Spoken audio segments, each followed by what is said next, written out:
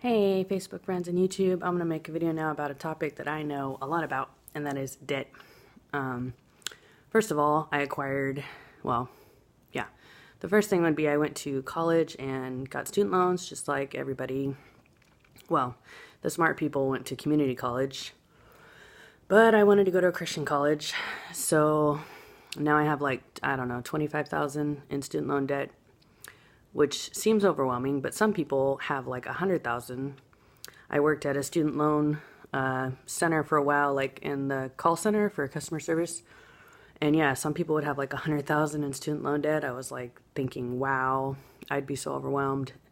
So I guess it was good that I saw that so I could not feel as overwhelmed with mine, which means that they must have had $1,000 a month for their payment for their student loan. My payment's like $250 a month, which is annoying too because I kind of have had careers, but not like a long lasting. I've just done like random childcare preschool jobs. But anyways, so that sucks. And then I bought a car and I had to pay on that for 6 years. Finally got it paid off. I had that car for like 12 years. I sold it 3 years ago for like $1,500. And then currently I have a credit card, which I got the credit card like a month after my fiance died 7 years ago, because I moved then from Nebraska to California to be with my mom for the grieving process, which was really nice to be back home. So I got this credit card. The limit initially was like $700, then they bumped it up to $1,500, and then for no particular reason they bumped it up to $8,000 like 6 months ago. And I paid a medical bill on that. I paid for car repairs on that, and mostly I used it for groceries. And that sucker is maxed out, and it's very frustrating. But I think that happened to kind of like give me a booster or a definite motivation to want to start teaching this year so I can get that paid off. So yeah, $8,000 in credit card debt. And so my goal is like when I teach to pay that off, to pay my student loans off, which are about $20,000 now. And our car still has like $9,000 in debt on it. We bought a new car 4 years ago. So anyways, I think it was a 7-year car loan, which I was upset about. I thought it was a 5-year car loan. So you really got to watch out for debt. And then of course, obviously now we have our house, which if we both work and we both make a decent amount of money, we can pay it off in like 4 years. So that's my goal. And it's possible. I just gotta, stick with it. Stick with teaching for at least 4 years. Obviously the goal would be to go longer than that, but yeah, if we could get our house paid off, man, my husband could like work at Walmart to just cover, our bills, literally, if we paid off all of that, our bills would just be electric, water, each of those is like $100 a month, and car insurance. So our bills would be like $300 a month. That would be crazy. Can you even imagine? Most people can't even imagine that. But man, that'd be like heaven to have. Yeah. My first thing to chip away at is our car loan and my credit card, and then student loans, and then our house.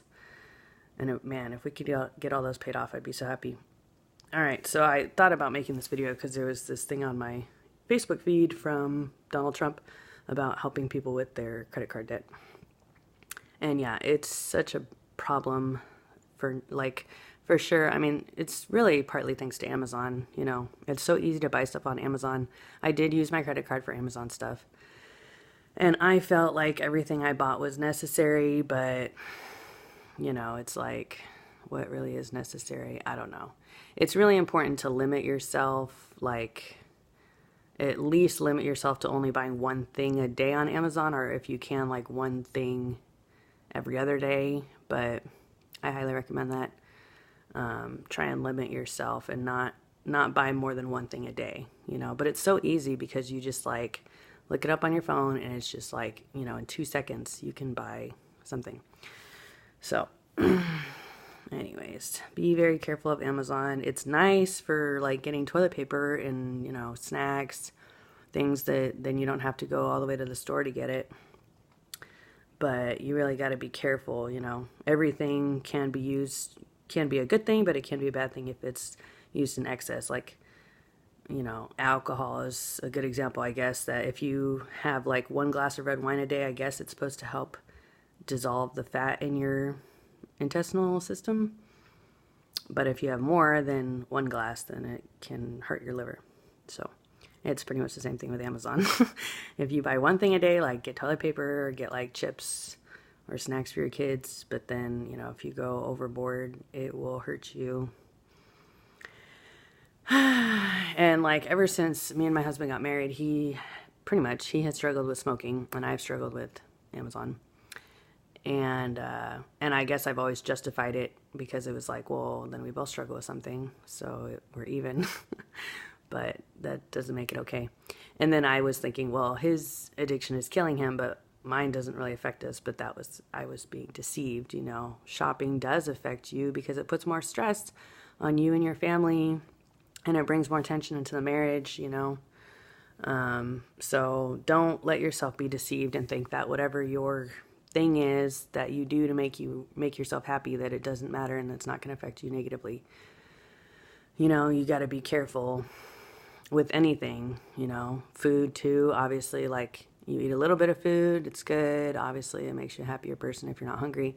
But if you eat too much, you're probably going to be miserable, and it's going to affect your weight, and then you're going to have more doctor bills because overweight people have to go to the doctor more.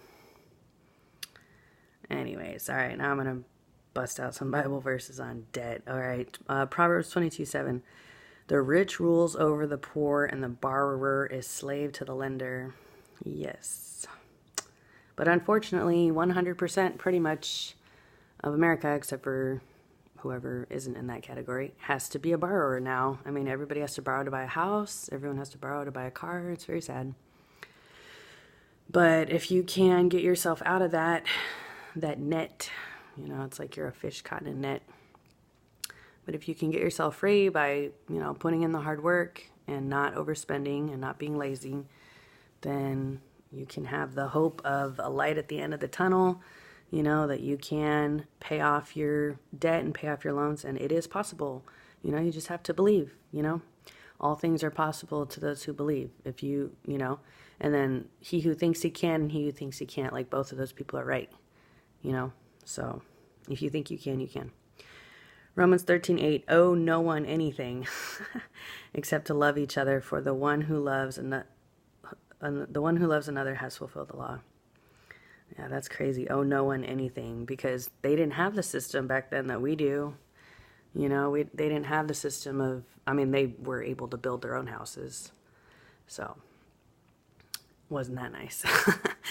So now we're so dependent on, you know, materialism and wanting the best things, so we have to pay the price and we pay interest, and it's just oh well.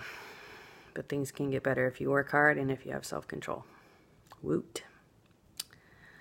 Psalm 37:21, the wicked borrows but does not pay back, but the righteous is generous and gives. Well, I guess that could be said for the bankers, that they're generous and give since they give out loans. But yeah, so make sure you pay your loans back, and God will bless you. Have a great day, y'all. God bless.